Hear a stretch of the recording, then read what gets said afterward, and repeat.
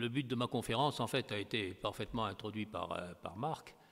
Donc, c'est essayer de vous expliquer ce qu'est l'islam, très rapidement, bien sûr. Et pour ça, j'ai pensé qu'un des moyens, c'était de comparer l'islam au christianisme que vous connaissez, pour pouvoir faire justement un parallèle et voir. Bon. Alors, ce que je défends comme idée, c'est qu'on a affaire à deux réalités, christianisme et islam, mais qui sont fondamentalement différentes. Fondamentalement différentes, à la fois dans la doctrine, j'allais dire, et également dans leur nature même. Voilà, je vais essayer de vous expliquer ça. Alors, évidemment, la difficulté, c'est que quand on parle de l'islam ou du christianisme, on utilise les mêmes mots. On parle de Dieu, on parle de la parole de Dieu, des prophètes, de la tradition, de la révélation, de la prière, etc., etc. On utilise les mêmes mots. Alors, tout le monde en déduit, ben c'est la même chose, puisqu'on utilise les mêmes mots. Bon. Quand on parle du bouddhisme, on parle du karma, on parle du nirvana, on parle de choses comme ça, on dit, bon, ça c'est autre chose, parce que les mots sont différents. Avec l'islam, ce sont les mêmes mots. Mais chacun de ces mots qu'on utilise a un contenu, mais totalement différent. Totalement différent. Alors, je vais prendre quelques exemples. Alors, je voudrais dire également en introduction que je parle du christianisme et de l'islam, c'est-à-dire de ces deux réalités, de ces deux religions. Je ne parle pas du tout des chrétiens et des musulmans. C'est tout à fait un autre sujet. Ce n'est pas du tout la même chose, bien évidemment. Bon, donc, je parle bien des contenus de ces deux religions. Alors, les deux religions disent par exemple que Dieu est créateur, la création. Les deux religions parlent de la création. Mais dès le départ, on s'aperçoit que le mot création n'a pas du tout le même sens dans ces deux religions. Que dit l'islam? L'islam dit que Dieu a créé la lune et le soleil, Dieu a créé les animaux par paire, Dieu a créé l'homme, Dieu a créé la femme, à un degré inférieur, mais il l'a créé, Dieu a créé les djinns, bon, il a créé tout ce monde. Et pour créer cet univers, Dieu a mis 6 jours. Dieu a mis 6 jours. Mais, première différence fondamentale, c'est qu'à la fin du 6e jour, dans une optique musulmane, ce monde-là, cette création est entièrement terminée. Elle est entièrement achevée. Et donc l'homme, dans ce monde-là, l'homme n'est qu'un gestionnaire. C'est le rôle que lui confie Dieu. Dieu demande à l'homme de gérer, avec intelligence, avec sagesse, ce monde. Mais vous voyez qu'à partir du moment où le monde, où la création est entièrement terminée, achevée à la fin du 6e jour, l'homme n'est pas du tout, comme dans le christianisme, co-créateur, parce que dans le christianisme, il y a un 7e jour qui est fondamental. Le 7e jour, Dieu transmet ce rôle de parachever la création. Et dans le christianisme, l'homme est co-créateur. Et la création sera terminée à la fin des temps. Alors vous voyez la différence fondamentale, l'anthropologie est totalement différente. Vous voyez, cette création.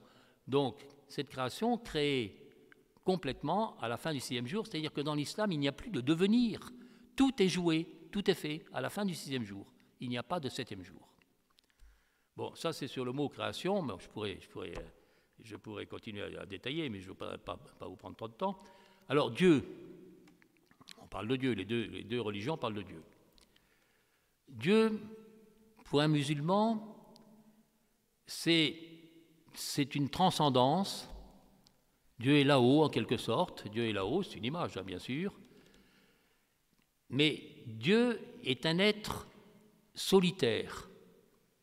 C'est un être complètement solitaire, alors que dans le christianisme, Dieu est un être de relation, essentiellement. Relation en lui-même au sein de la Sainte Trinité, relation avec l'ensemble de l'humanité et relation avec chacun d'entre nous. Et dans l'islam, Dieu qui est un être solitaire, en fait, n'a pas besoin de l'homme. L'homme, comme je vous l'ai dit, est gestionnaire, mais c'est tout. Il n'y a pas aucune intimité entre Dieu et l'homme. Alors l'homme, dans l'islam, est là pour adorer Dieu, mais le sens de la relation, réfléchissons bien, le sens de la relation dans l'islam, c'est l'homme qui va vers Dieu. Mais il n'y a jamais de réponse de Dieu. L'homme va vers Dieu. Alors que dans le christianisme, c'est Dieu qui va d'abord vers l'homme. Il va tellement vers l'homme qu'il se fait homme lui-même. Donc la relation est complètement inversée. Dans l'islam, je répète, c'est Dieu qui va vers l'homme, c'est l'homme qui va vers Dieu, pardon, c'est l'homme qui va vers Dieu, mais il n'y a aucune réponse. Il n'y a aucune réponse. Voilà. Donc vous voyez que sur le mot de Dieu, ce n'est pas du tout la même chose. Alors, je peux continuer, bien évidemment. Dieu, pour un chrétien, Dieu est trinitaire, c'est-à-dire que ça veut dire Dieu est amour. Dieu est amour. Et le moteur de la création, c'est l'amour, le grand amour de Dieu, l'amour infini de Dieu. Cette notion-là, dans l'islam, n'apparaît absolument pas, n'existe absolument pas. Pas du tout. Dieu est là-haut et l'homme est en bas. Alors, bien sûr, il y a un verset du Coran qui dit que l'homme est aussi près de Dieu que sa veine jugulaire, mais il peut peut-être y avoir proximité, éventuellement. Les soufis s'efforcent de se rapprocher de Dieu ou de rechercher Dieu, mais il n'y aura jamais intimité. Dieu ne se fait pas homme. Vous voyez? Bon, donc, alors, on me dit, est-ce que c'est le même Dieu? Je crois qu'effectivement, on peut dire que c'est la même divinité, oui. Pourquoi est-ce que je dis ça? Parce que je pense qu'un musulman, quand il prie sincèrement, quand il adresse sa prière vers Dieu ou quand il adore Dieu, je pense que cette prière, cette adoration est parfaitement acceptée par, j'allais dire, mon Dieu trinitaire, si je peux l'accepter. Donc, je pense que c'est le même Dieu, oui, mais nous n'en avons pas du tout la même connaissance. Pas du tout. Pour prendre une image, mais tout ça sont des images, on peut considérer qu'on est les musulmans et les chrétiens dans la même géométrie euclidienne, avec cette ligne absolument infinie, parfaite, pure, etc. Mais dans cette géométrie-là, le musulman ne connaît ni la surface ni le volume. Alors ça ne veut pas dire qu'il est nul en mathématiques, ne me faites pas dire ce que je ne dis pas, bien évidemment. Mais vous voyez, c'est une image. Ils n'ont qu'une dimension de Dieu. Et encore, c'est même pas... On peut dire, mais c'est quoi? C'est la dimension de Dieu Père? Mais non, même pas. Dieu n'est pas Père. Dieu n'est pas Père, Dieu n'est pas Fils, Dieu n'est pas Saint-Esprit. Dieu, c'est un être inconnaissable, infranchissable, qui est là-haut, voilà, dans sa transcendance. Et donc la notion d'immanence, qui est propre à notre religion, avec le mystère de l'incarnation, tout ça, c'est complètement étranger à l'islam. Alors on peut continuer le parallèle. Je prends par exemple la parole de Dieu. Les musulmans, comme les chrétiens, parlent beaucoup de la parole de Dieu. Alors déjà, première différence là-dessus, dans le christianisme, vous le savez, la parole de Dieu est Dieu. Donc c'est une parole divine, de nature divine, elle est Dieu. Dans l'islam, elle n'est pas Dieu du tout, la parole de Dieu, elle émane de Dieu. Elle émane de Dieu, c'est Dieu qui parle, mais elle émane de Dieu. Et on retrouve un peu de l'arianisme d'ailleurs là-dedans. Bon, première différence. Donc elle n'est pas Dieu, elle émane de Dieu. Deuxième différence, dans l'islam, je vais prendre d'abord, dans le christianisme, c'est une parole orale. C'est une parole orale. Dieu parle à Adam, Dieu parle à Abraham, Dieu parle à Noé, Dieu parle à Samuel, etc., etc. Et puis Dieu parle à chacun de nous. Et le Christ, quand il vient sur terre, il parle, il n'écrit pas, il parle. C'est donc complètement une parole orale. Alors bien sûr, elle a été mise par écrit pour la transmission à travers l'univers, mais c'est fondamentalement une parole orale. Parole orale qui est consignée par écrit consignée par écrit sous l'inspiration du Saint-Esprit dans ce qu'on appelle la Sainte Écriture, qui est perpétuée par la Sainte Tradition et qui est interprétée à travers les âges par le magistère de l'Église. Ces trois volets, si vous voulez, Sainte Écriture, Sainte Tradition et magistère de l'Église, étant représentant la parole de Dieu orale. Bien. Dans l'islam, ce n'est qu'une parole écrite, et point final. Et quoi? Alors, c'est quoi cette parole écrite? Il faut bien comprendre ça. Pour un musulman, de tout temps, donc bien avant la création, Dieu a écrit un texte, un texte donc incréé, Dieu écrit par Dieu, complètement Dieu est le seul auteur, qui est conservé sur une table gardée par les anges au ciel. C'est ce qu'on retrouve dans le Coran, bien sûr. Voilà. Et ce texte-là est transmis à l'humanité à travers des prophètes. Et donc, ce texte est transmis à une succession de prophètes, parce que l'humanité est constituée de peuplades successives, et à chaque peuplade est attaché un prophète. Et Dieu transmet ce texte incréé, sacré, à un prophète pour que, dans sa propre langue, il diffuse ce texte à sa peuplade. Voilà le schéma. Et alors, ce texte donc, est transmis d'une manière discontinue, parce que les prophètes se succèdent, mais c'est d'une manière discontinue. Et ce texte, donc, est transmis à un moment ou à un autre à Jésus, qui est prophète dans l'islam. Voilà. Et donc, le texte est transmis également à Noé, les musulmans parlent des feuilles de Noé, ou à Abraham, les feuilles d'Abraham, etc., ou à Moïse, bon, très bien. Mais, toujours dans une optique musulmane, toutes ces transmissions successives aux différents prophètes à travers les âges, toutes ces transmissions successives ont été déformées, modifiées, falsifiées par les hommes et par le temps, par les ans, par le temps. Voilà.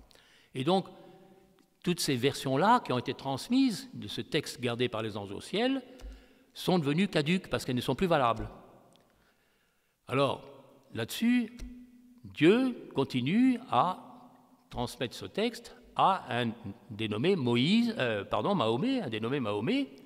qui est donc prophète et qui reçoit ce texte gardé par les anges au ciel. Et bien sûr, c'est le Coran.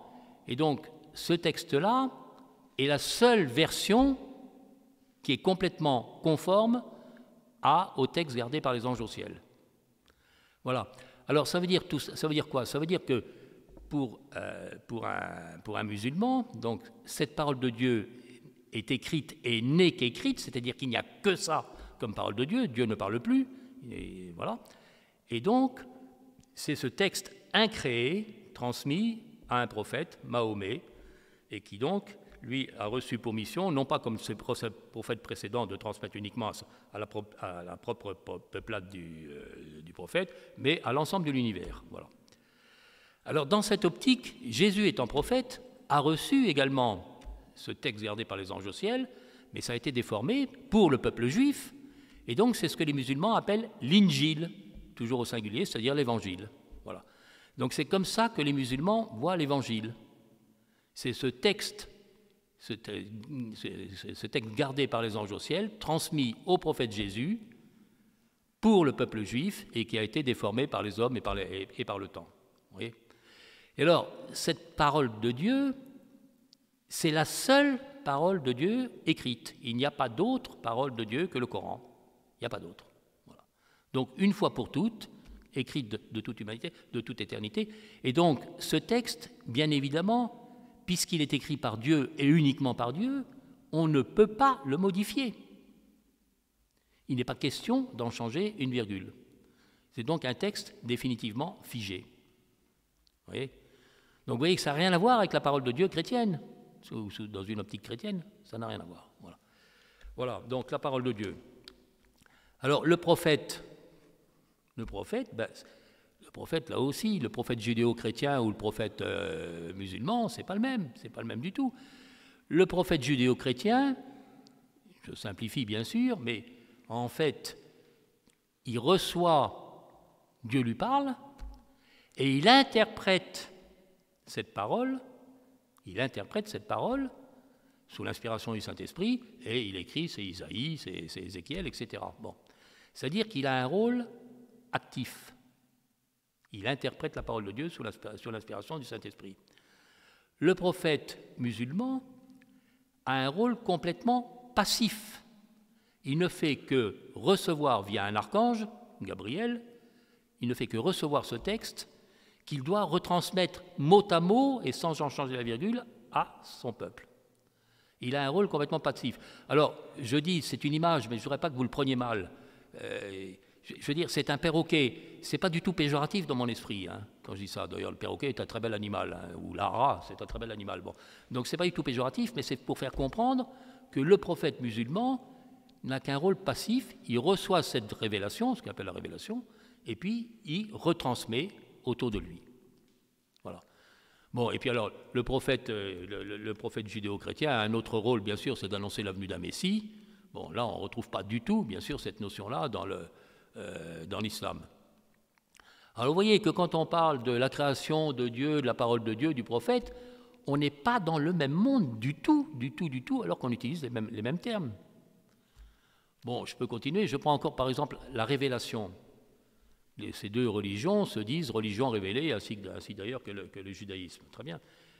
Mais on ne dit pas la même chose du tout. Qu'est-ce qu'est la révélation pour un chrétien?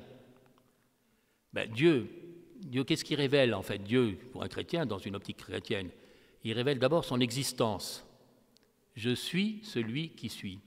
Je suis Yahweh. Je révèle mon existence. Je suis Dieu, je révèle mon existence, premièrement. Ensuite, le Fils arrive, le Christ arrive et fait connaître son Père et donc révèle sa nature trinitaire. Donc Dieu révèle non seulement son existence, mais son essence trinitaire. Et en même temps, troisième point, Dieu révèle un dessein de salut. Un dessein de salut. Voilà ce qu'est la révélation. Bon, je simplifie à l'extrême, hein, je caricature et les exégètes qui peuvent y avoir dans la salle peuvent beaucoup redire, mais enfin en gros c'est ça, si vous voulez. Dieu révèle son essence, Dieu révèle son existence, son essence trinitaire et son dessein de salut. Dans l'islam, mais ça n'a rien à voir, c'est pas le même mot révélation, n'est pas du tout ça, mais pas du tout. Dieu, en fait, ce que les musulmans appellent la révélation, c'est le Coran. D'ailleurs, dans le Coran, on lit la révélation, c'est-à-dire le Coran lui-même.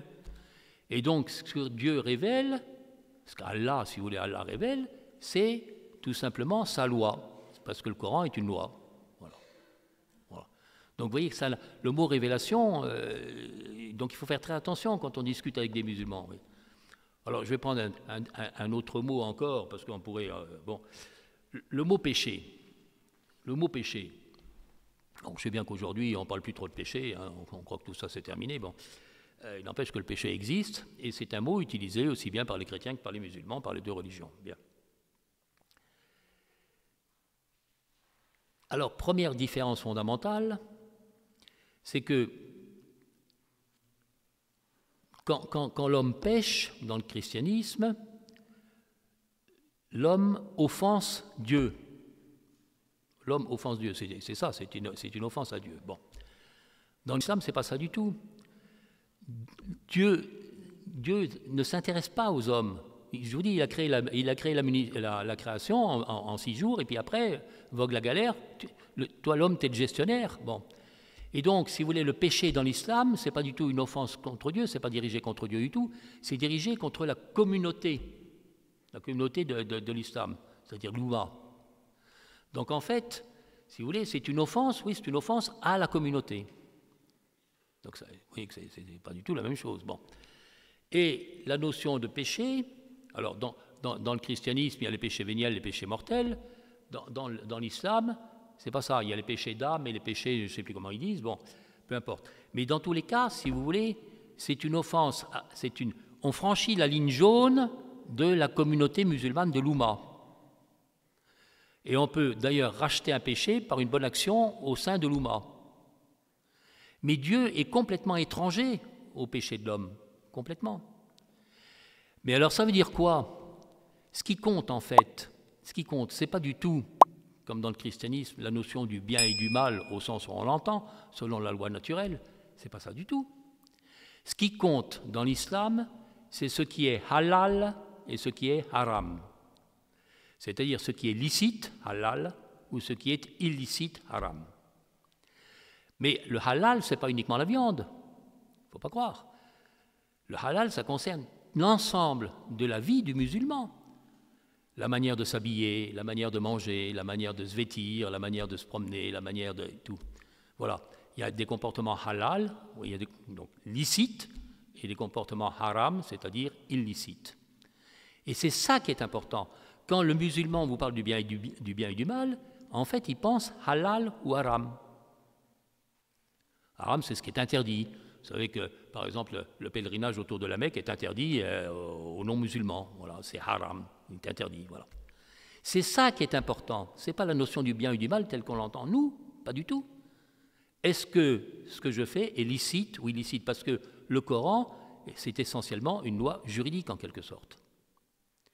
Moi, j'ai chez moi des livres un peu différents, un peu étonnants, sur la manière, de faire, je ne sais pas, excusez-moi, mais d'aller aux toilettes. On trouve ça. C'est illicite ou illicite. La manière de faire ses ablutions avant d'entrer à la mosquée. Tout ça, c'est codifié en quelque sorte. Et on le fait d'une manière halal ou on le fait d'une manière haram. Alors donc, et on voit bien que ce n'est pas la même chose parce que le meurtre, par exemple, qui évidemment est condamné par les 10 commandements, et dans le christianisme, c'est complètement condamné. Bon. Dans l'islam, le meurtre peut être halal. Si vous tuez au cours du djihad, si vous tuez un non-musulman au cours du djihad, c'est halal, c'est licite, vous pouvez le faire. Le mensonge qu'on appelle la taqiyya, vous en entendez parler, bon. Vous avez le droit dans l'islam de nier votre propre religion si ça peut grandir, si les circonstances vous permettent de développer l'islam. Voilà. Au lieu de vous faire tuer, eh ben vous dites que vous n'êtes pas musulman, et voilà. Bon. Donc le mensonge, la taqiyya qui est très pratiquée dans l'islam, la taqiyya est parfaitement halal. Alors que le mensonge, pour un musulman, pour un chrétien, c'est un péché grave, quoi, vous voyez. Donc vous voyez, le mot péché qu'on emploie, mais n'a rien à voir. N'a rien à voir. Voilà. Bon, alors, ça, si vous voulez, c'est la première partie de mon exposé qui est sur la doctrine. Et donc, méfions-nous des mots. Je pourrais continuer. Abraham n'est pas le même, Jésus n'est pas le même, Marie n'est pas la même, la prière n'est pas la même, le pèlerinage, c'est pas pareil, enfin, etc. La tradition, le mot tradition n'est pas du tout le même, la sunna d'un côté et la tradition des chrétiens, enfin, etc. Bon. Tous les mots qu'on emploie, si vous voulez, qui sont repris par l'islam, ont toujours un sens complètement différent, mais complètement différent. Voilà. Donc il faut être extrêmement il faut faire extrêmement attention. Alors je vous ai annoncé en début d'exposé que également, sur le plan de la nature même, ces deux religions sont fondamentalement différentes. Qu'est-ce que j'entends par là? Le christianisme, c'est une religion. L'homme est relié à Dieu. Voilà, c'est une religion. C'est sans ambiguïté, c'est une religion. L'islam, c'est à la fois une religion, un État, une société. Et ces trois éléments, comment ils appellent ça les musulmans, le din, dunya et dania, quelque chose comme ça. Bon, je ne parle pas du tout arabe, hein, enfin voilà. Et ces trois éléments sont complètement imbriqués, c'est-à-dire que c'est la même chose, complètement la même chose, absolument comme les trois personnes de la Sainte Trinité sont le même Dieu chez nous, c'est indissociable, quoi, vous voyez, indissociable. Bon. C'est-à-dire que dans l'islam, on ne peut pas raisonner uniquement religion, parce que c'est vrai que c'est une religion, l'homme est relié à Dieu, il adore, il se tourne vers Dieu, bon, mais c'est un État et une société. Ces trois éléments sont complètement imbriqués. C'est-à-dire que quand on parle, langage courant, tous nos braves politiciens, tout le monde, quand on parle de l'islam politique, c'est un pléonasme. C'est comme si on disait l'islam religieux ou le christianisme religieux. L'islam politique, c'est un pléonasme. L'islam est forcément politique. L'islam est forcément religieux, il est forcément politique. Voilà.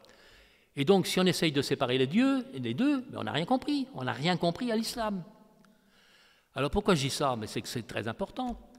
Parce que tout le monde, dans le monde entier, en France, partout, considère l'islam et réagit par rapport à l'islam comme si c'était le christianisme, comme si c'était une religion. Il y a l'Observatoire des religions, là, avec ce brave Bianco, là, etc., qui réagit par rapport à l'islam comme si c'était uniquement une religion. Non, non, l'islam est religieux, certes oui, mais il est politique. Vous ne pouvez pas transformer ça. Vous voyez ? Donc la nature même, on a affaire à deux réalités, deux objets différents. Et elles ne peuvent pas, ces deux réalités ne doivent pas être traitées de la même façon. Alors j'ai une image, je dis, c'est pas parce qu'on pèle des pommes de terre qu'il faut peler des parapluies. Ben oui, voilà. On traite l'islam et le christianisme de la même façon. Mais non, on ne traite pas une pomme de terre et un parapluie de la même façon. Vous voyez ce que je veux dire là? Vous voyez l'image, quoi. Voilà. Donc il faut bien s'imprégner qu'on est face à une religion, mais à une politique, à un espace, à un monde politique, l'Oumma. Voilà. Alors, ça veut dire quoi, d'une manière très concrète? Ben, ça veut dire que l'Église avec un grand E et l'Oumma n'ont rien à voir. Je vais détailler. Ça veut dire qu'un prêtre et un imam, ça n'a rien à voir. Ça veut dire qu'une église, bâtiment avec un petit E, et une mosquée, ça n'a rien à voir. Mais rien. Mais rien. On ne peut pas faire des comparaisons. Alors, l'Église et l'Oumma. L'Oumma, vous savez, c'est la communauté des musulmans. Bon. L'Église a une dimension surnaturelle. Une dimension humaine, certes, mais une dimension surnaturelle. L'Église, c'est à la fois les vivants, mais c'est également les morts. Ce sont les saints, les âmes du purgatoire et tout ça. Bon. Et il y a une dimension spirituelle. L'Oumma, c'est uniquement les vivants de l'instant d'aujourd'hui, au moment où, voilà. Bon. Les morts ne font plus partie de l'Oumma, et puis voilà, bon. Déjà, première chose. L'Église est hiérarchisée, vous le savez. Bon. Il y a une hiérarchie, le pape, les évêques, les prêtres, les diacres, etc. En orthodoxie, c'est pareil, etc. Bon, c'est hiérarchisé. Dans l'islam, il n'y a aucune hiérarchie. Aucune. L'homme est seul face à Dieu. L'homme est seul face à Dieu. Voilà. Aucune hiérarchie. Bon, et puis dans le christianisme, il y a un magistère, c'est-à-dire que cet ensemble-là est piloté. Il y a un magistère, donc il y a des gens qui sont habilités à indiquer le dogme, à indiquer le bon chemin. Dans l'islam, pas du tout. Chacun peut se proclamer savant en musulmanie, j'allais dire en islam, et puis en avant. Il n'y a aucune hiérarchie. Je parle là essentiellement des sunnites. Hein. Dans le chiite, c'est un peu différent, mais enfin bon. Donc vous voyez que quand on parle de l'Église et de l'Oumma, mais ça n'a rien à voir. Ça n'a rien à voir. Bon. Le prêtre et l'imam. Alors, voilà. Dans les armées, traditionnellement, il y avait des aumôniers catholiques ou protestants. Bon, et puis d'ailleurs des rabbins. Très bien. Alors un beau jour, on a dit, puisqu'il y a des aumôniers catholiques et protestants, on va mettre des imams. On raisonne de la même façon. Cette erreur fondamentale. Voilà. Mais un prêtre et un imam, ça n'a rien à voir. Mais rien. Un prêtre, il est consacré. Le prêtre, il est consacré. Bon. L'imam, pas du tout. L'imam, c'est quoi, en fait? L'imam, c'est quoi d'une mosquée? Bon, disons qu'il y a deux imams, en quelque sorte. Il y a le petit imam, ce qu'on appelle le petit imam, et le grand imam. Le petit imam, c'est celui qui spontanément se présente comme dirigeant une prière quand vous avez 5 musulmans qui sont ensemble à Roissy à attendre de prendre un avion, ou qui sont dans un car, etc. Bon. Et qui récitent la prière 5 fois par jour. Bon, il y en a un qui prend la direction de la prière. On l'appelle l'imam. Son rôle ne dure que le temps de la prière. Bon, voilà. Bon. Et puis vous avez ce qu'on appelle le grand imam, qui est donc à la tête d'une mosquée. Alors ce grand imam, enfin grand, bon, entendons-nous, mais enfin bon, cet imam-là est nommé par les autorités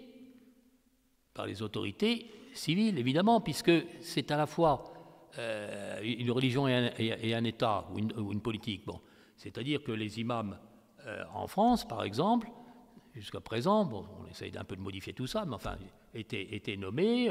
Les Turcs sur accord de cet excellent Erdogan, vous voyez ce que je veux dire. Les Marocains avec l'accord de Mohamed VI, etc. Bon, bien. Mais cet imam-là, c'est un fonctionnaire de l'État musulman. C'est un fonctionnaire de l'État musulman. Et donc ça n'a rien à voir avec un prêtre. Vous voyez bien. Le prêtre est nommé à vie, enfin nommé, il est ordonné à vie. L'imam, non, il peut être évoqué comme un fonctionnaire. Le prêtre rend compte à un évêque, l'imam, il rend compte à personne. Il rend compte à personne, il n'y a pas de hiérarchie. Et donc, si vous voulez, la conclusion, ce qu'on peut dire, enfin la synthèse, je ne sais pas si on peut appeler ça comme ça, mais l'imam est un homme de religion, tandis que le prêtre est un religieux. On n'est pas du tout dans la même optique. Oui, un homme de religion d'un côté, un religieux de l'autre. Et donc, ils veulent tous être imams. Moi, je n'entends pas dire que tout le monde veut être prêtre. Hein. Donc, il doit bien y avoir quand même une différence hein, au niveau du recrutement. Bon. Tous les musulmans veulent être imams parce que comme ils sont fonctionnaires de l'État musulman, ils sont rémunérés. Et puis, ils sont considérés. Vous voyez ? Bon, il n'y a pas beaucoup qui veulent être prêtres. On le voit bien, malheureusement. Bon, vous voyez ? Donc, c'est quand même pas la même chose, quoi. Quand même pas la même chose, c'est quand même pas le même... Voilà. Bon, alors... l'église petit E, avec un E minuscule, et puis la mosquée, ben là aussi, ça n'a rien à voir. Construire des mosquées sous prétexte qu'il y a des églises, mais c'est un raisonnement complètement aberrant. Aberrant. Aberrant. Qu'est-ce que c'est qu'une mosquée? En fait, la mosquée, c'est un endroit où se réunissent les musulmans pour la prière du vendredi. Voilà. Mais ce n'est pas un lieu consacré du tout. Du tout. Dieu n'est pas présent. Vous comprenez? Pas présent. Et donc, cette mosquée, en fait, c'est là que la communauté musulmane se réunit pour non seulement prier et donc adresser ses adorations à Dieu, c'est très bien, mais également pour décider de tout ce qui concerne la communauté musulmane. C'est-à-dire que c'est dans la mosquée que sont prises toutes les décisions juridiques, légales de la communauté, les successions, les mariages, etc. etc. Vous voyez ?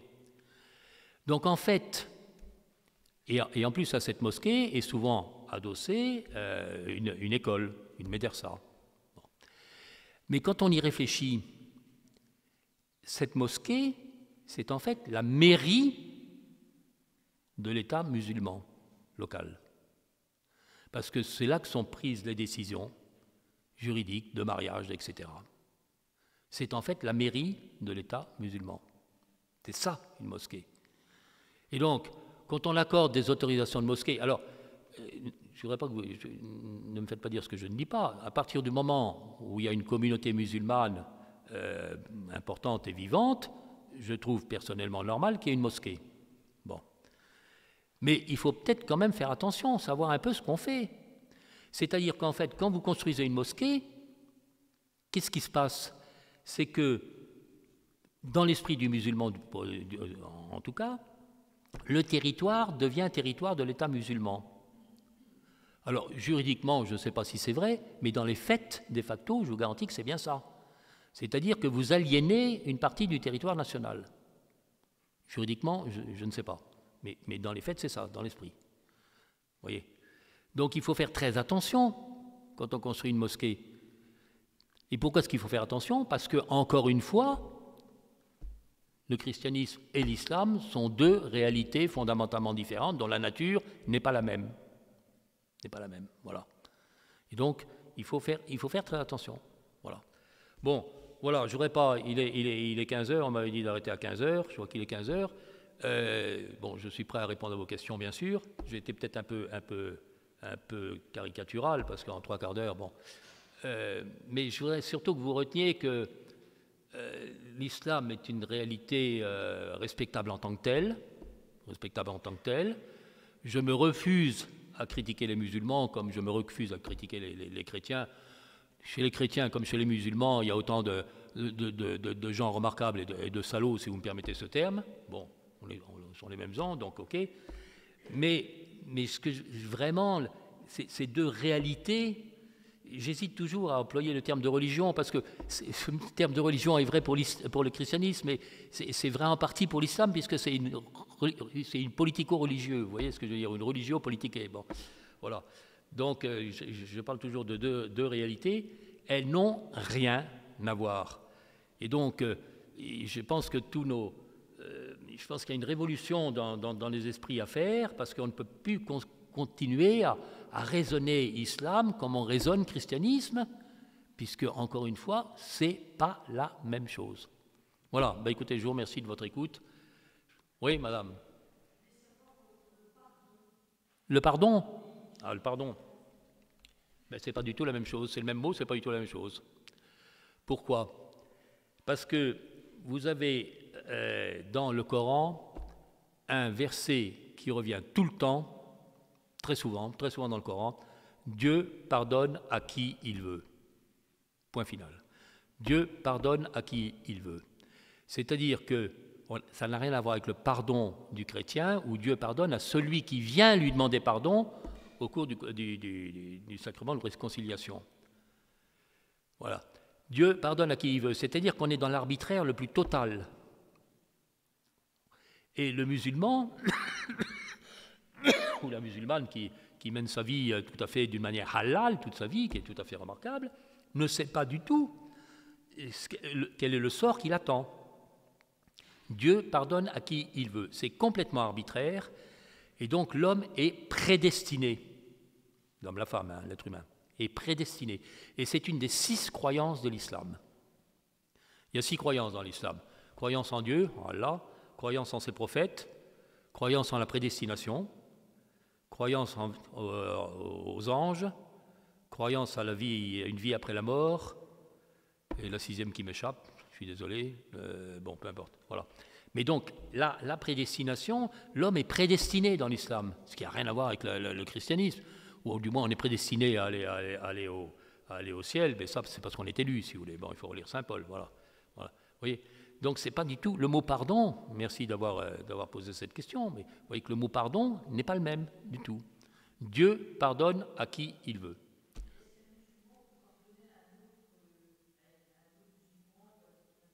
Mais non, le musulman. Alors le péché, je n'ai pas tout dit, mais le péché est complètement individuel dans l'islam.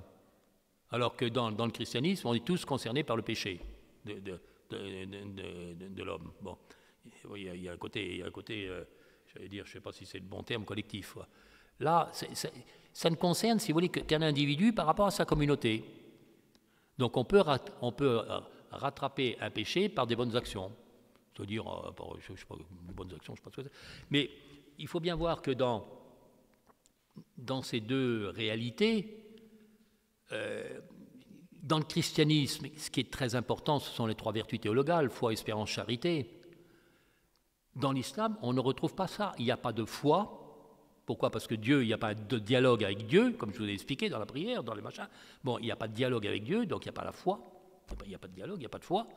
Il y a des croyances, parfaitement respectables, mais ce sont des croyances, les 6 croyances que je vous ai données. J'ai oublié la 5e, mais enfin il y en a 6. Bon. L'espérance, on vient de voir que l'homme est prédestiné, alors bon, ok. Et la charité, il n'y a pas de charité, puisqu'il ne peut pas voir, le musulman ou la musulmane ne peut pas voir en l'autre l'image du Christ. Alors il y a une grande solidarité, mais une solidarité interne à la communauté musulmane. Alors ce qui ne veut pas dire que la brave dame musulmane qui vit à côté de chez vous, elle peut vous donner un coup de main si vous êtes dans... Bon, bien sûr. Mais si vous voulez, il n'y a pas la foi, l'espérance et la charité, on ne retrouve pas du tout ces notions-là dans l'islam, vous voyez. Voilà. Donc le pardon, ben oui, j'aurais pu détailler le pardon, mais enfin vous me posez la question, le mot pardon n'a rien à voir. Dieu pardonne à qui il veut. Alors il y a des versets qui reviennent très souvent dans le Coran. Il y a un verset qui revient très souvent, c'est rien ne ressemble à Dieu. Rien ne ressemble à Dieu. Or dans le christianisme, Dieu a créé l'homme à sa ressemblance. Vous voyez l'opposition? Ouais. L'homme a créé l'homme à son image et à sa ressemblance. À son image, ça veut dire qu'il est capable d'entrer en liaison avec Dieu, et à sa ressemblance, en gros, c'est qu'il est capable, il est destiné à être divinisé, quoi. Bon, il est destiné à être divinisé. Et dans l'islam, rien ne ressemble à Dieu. Vous voyez? Voilà. Alors, je vous suggère de lire le Coran. Parce que c'est quand même, bon, c'est quand même un livre de base. Hein, bon, je vous suggère de le lire. Vous serez très surpris. C'est un style littéraire qui n'appartient qu'au Coran. Bon, très bien. Ce Coran, donc le Coran, je répète, c'est le texte incréé, écrit de toute éternité par Dieu, qui est gardé par les anges au ciel. Hein, c'est ça, transmis à Mahomet, et c'est la seule version valable aujourd'hui. Hein, d'accord. Bon.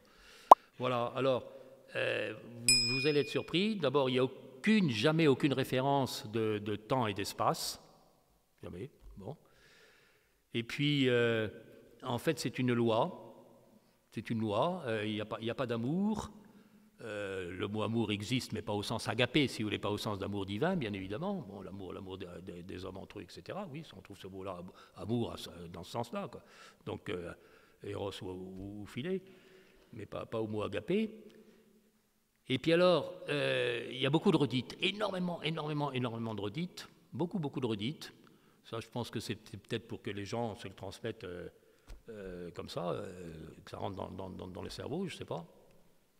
Et alors, vous savez que, à part le premier, alors, le Coran est constitué de 114 sourates.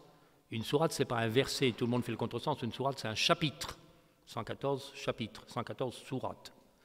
Et chaque sourate est composée d'un certain nombre de versets, des ayats, un certain nombre de versets, et les chapitres sont dans l'ordre décroissant, dans le nombre décroissant de versets. C'est-à-dire que les chapitres ayant le plus de versets sont d'abord, chapitre 2, 3, 4, etc. Et puis les tout derniers ont 2, 3 versets. Voilà, c'est comme ça. C'est très étonnant, mais moi je vous suggère de lire le Coran. Suggère. Voilà. Parce qu'il y a quand même une religion, c'est clair, il y a une religion, c'est sûr.